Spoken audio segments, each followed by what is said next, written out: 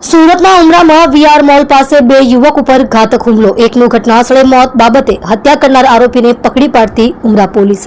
સુરતના VR mall પાસે નજીવી બાબતે બે યુવક પર હુમલો કરવામાં આવ્યો હતો, જેમાં એક યુવકનું હોસ્પિટલમાં ટૂંકી સારવાર દરમિયાન મોત નીપજ્યું છે અને અન્ય એક યુવક ગંભીર રીતે ઘાયલ થતા તેને સારવાર માટે હોસ્પિટલ ખસેડવામાં આવ્યો હતો। આ મામલે ઉમરા પોલીસે હત્યાનો ગુનો નોંધી આરોપીને ઝડપી પાડી જેલ હવાલે કર્યો છે। પીરસવાના કામ બાબતે વેઇટરો વચ્ચે ઝઘડો થયો હતો। શહેરના ડુમસ રોડ ઉપર આવેલા વીઆર મોલ સામેથી રિક્ષામાં જતા બે સગા ભાઈઓ ઉપર સાથે હોટલમાં કામ કરતા અન્ય વેઇટરે કરેલા હુમલામાં અભિષેક નામના વેઇટરનું ઘટનાસ્થળે જ મોત થયું હતું।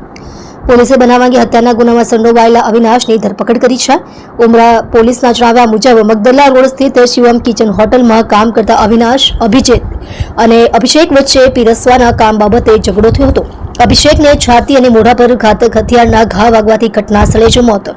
ઝઘડો પત્યા બાદ વેઇટર બે સગા ભાઈ અભિજીત વિષ્ણુશંકર તિવારી અને અભિષેક વિષ્ણુશંકર તિવારી હોટલમાંથી નીકળીને રિક્ષામાં જતા હતા। વીઆર મોલ સામે સર્કસ ગ્રાઉન્ડથી પસાર થતા હતા ત્યારે રસ્તામાં તેમને વેઇટર અવિનાશ સિંહાએ આંતરી લઈ હુમલો કર્યો હતો।